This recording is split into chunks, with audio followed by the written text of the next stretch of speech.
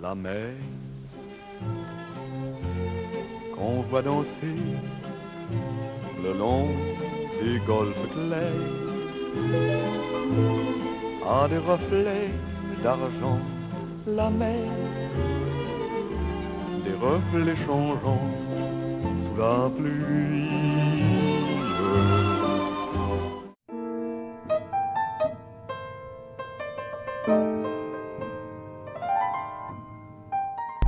So, internet world, we're having people over for dinner tonight, some friends of Steven's from a very, very long time ago.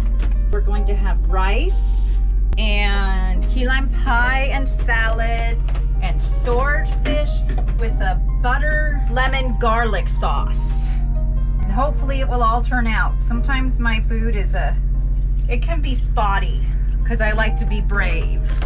My parents make all their food the day before and it's always perfect, but I just play fast and loose. But we'll see. Oh, and green beans. The key lime pie is a recipe from my friend Stacy. And they're in Marathon right now and I can't wait to go and see them again soon. It is the best key lime pie I've ever had, so she gets full credit for it. I just copied it. She also has the best brownie recipe too, by the way.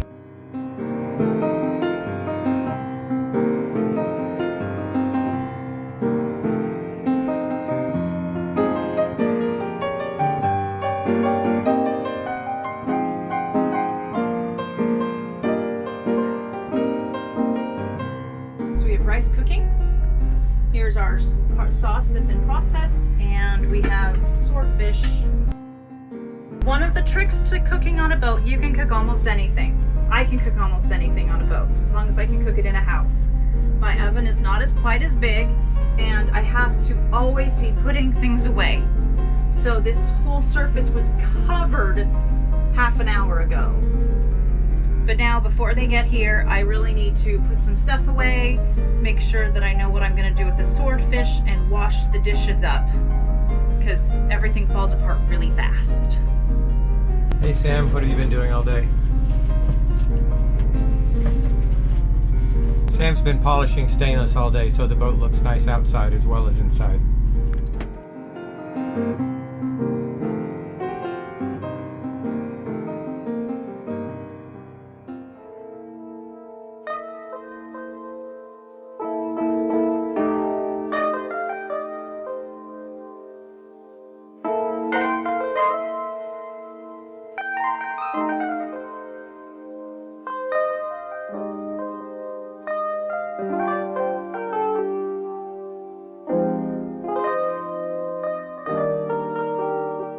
What are you making?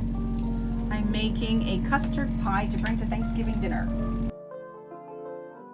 And if Stephen is nice, he will film the pumpkin pie as it's cooking in the oven. And I'm making honey carrots that are cooking right now as we speak.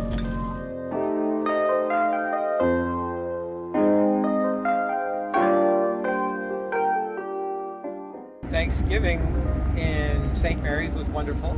Our daughters came down and my granddaughter, and we had the entire crew on the boat, which was a lot of fun. It was a lot of fun. We learned that the table, when it put the table down and it makes it into a bed, makes the whole room so much bigger.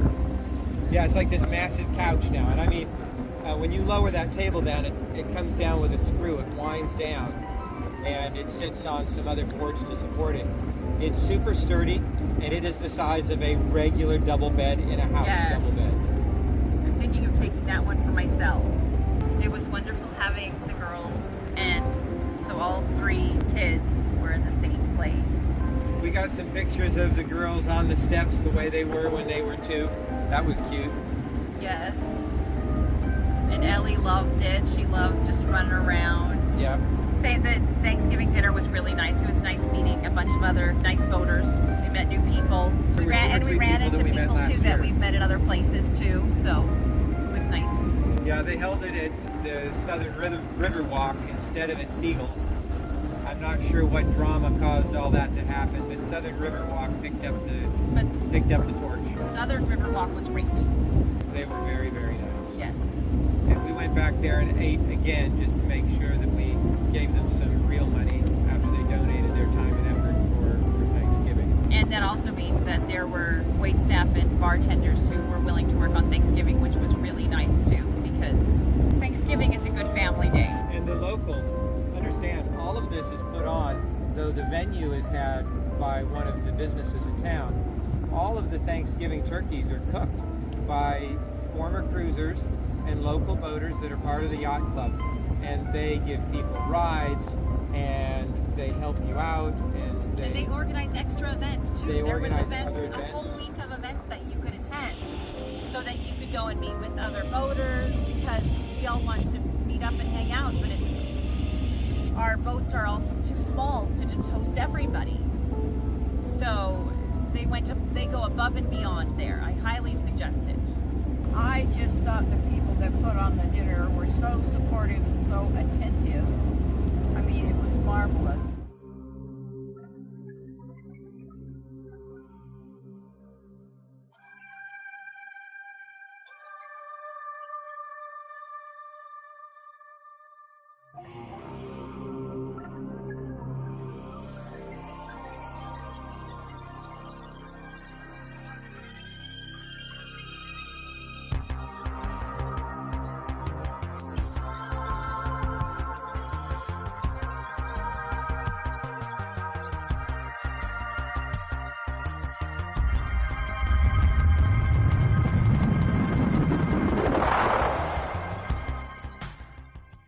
Hey guys, we got off a little bit late today. It's about 12 noon-ish, and we're heading out the river, and we're going offshore to St. Augustine. We should be there either late tonight or early in the morning. So I know I said a lot of times I don't like going into anchorages at night, but we're very familiar with St. Augustine, and it's a big anchorage in a well-marked channel. So if we have to go in at night tonight because that's when the winds are, then that's what we're going to do.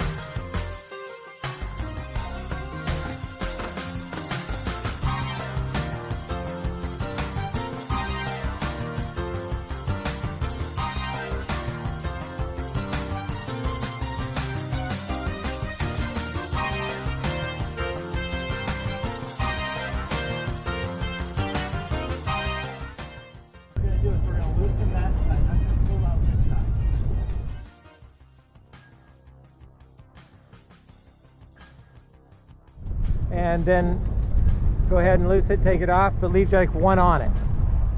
Oh, what about that? Oh, yes, okay.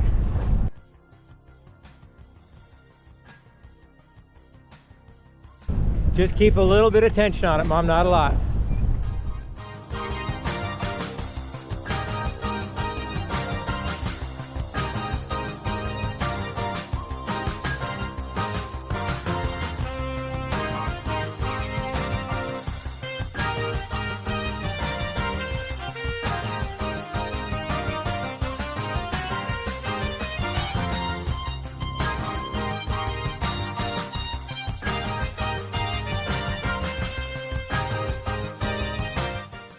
So when we left out of St. Mary's, on our way out, once again, the autopilot didn't work and it said no rudder response. So Sam had to pull the entire lazarette apart again in order to hit that circuit breaker. I think we really need to move this circuit breaker to a better location. But it had us worried for a moment, but all was well from that. But we got going a little bit later than we wanted, and as we headed out the inlet, it was pretty rough. It wasn't really the best time to leave St. Mary's, and that's a notoriously bad inlet anyway. So if you do go out that inlet or in the inlet, try and line the tides up correctly. So go in with the tide and out with the tide. But after we got out there, it was pretty much as expected. We had winds like out of the northeast, so we were on a broad reach all the way there. Hello everybody, we're outside the inlet. That was kind of exciting. I don't know what it is about the inlet into St. Mary's, but a lot of these inlets, Beaufort, St. Mary's, even St. Augustine, the waves can get stacked up pretty good in there. And so there was a very nice couple on a Canadian boat that turned around and were coming back in because they said they had 8-foot waves and their bow was going under the water, and they felt it was a little bit too much for them. I told them that once they got outside the inlet it would mellow out, but they weren't sure about that. We should be arriving in St. Augustine sometime this evening, maybe at 7:30 at night. Right now, in fact, we're doing 6.2 knots on a broad reach. We're happy. Beautiful day. We're happy now, but we weren't as happy just... Oh, well, no. I mean, it was rough. Don't get me wrong, it was rough. And the cat threw up and stuff slid around the floor and it was not pretty. Every time I've been in and out of that inlet, it's like that. It's terrible. You just got to get to the other side and work your way through it. It'll be okay. We tried putting our sails up and we were close hauled going through there, and that, I'm not sure that really helped it any. It might have been easier just to motor through it in this case, but we turned south a little earlier than we had originally planned because there was a catamaran that was coming in. We were both under sail, and so we wanted to make sure we avoided each other well. Our friends are up ahead of us. They're probably a quarter mile up, and they're doing just fine. So we're going to just relax and maybe try and have some lunch.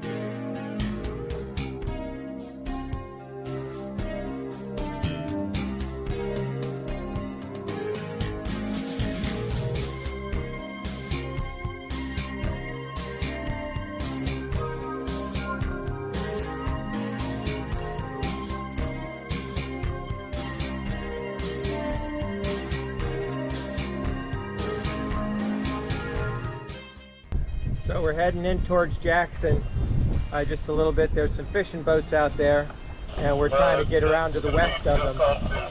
So we're wing and wing for the moment, running straight downwind.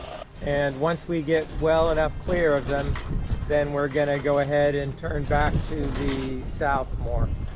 Right now we're heading about 240, and we need to be heading more about 180.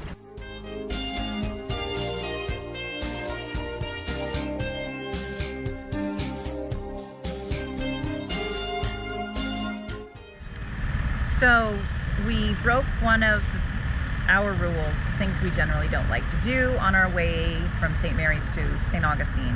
We arrived in St. Augustine in the dark, and it was about midnight, so it wasn't even, we didn't even have first light. The inlet was really rough. The breakers were hitting us. We were going back and forth. The boat was doing this back and forth.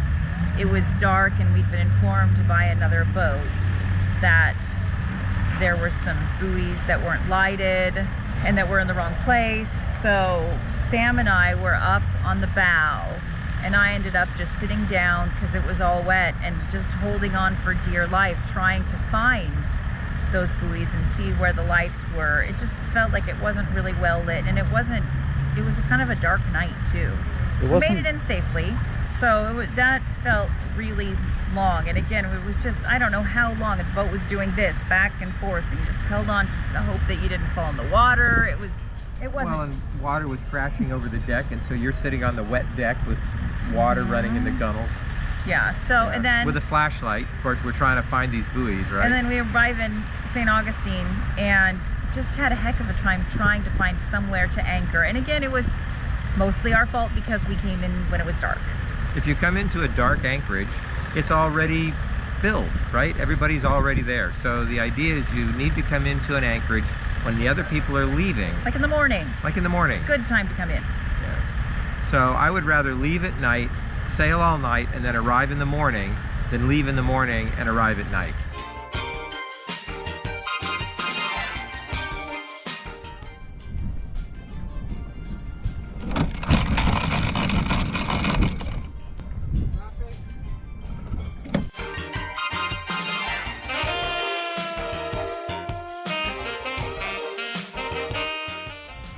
So we're enjoying St. Augustine. We like St. Augustine. It's a wonderful town. Yes, it And is. it's a wonderful marina, and mooring balls are nice, and they pump out at your boat, and there's somebody that will take you from the boat to shore.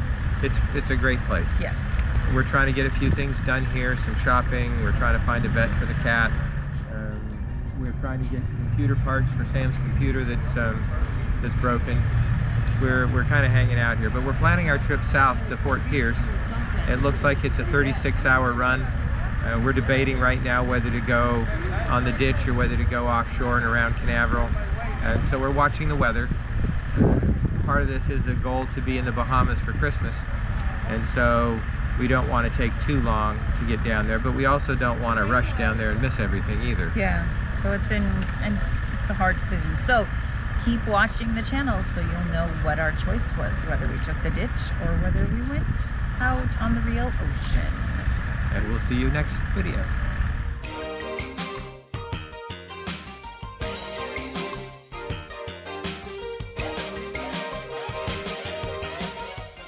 Where were they, son? Were they from the There's northeast? a beam reach. No. They had, you We said have to beam redo reach that. on there.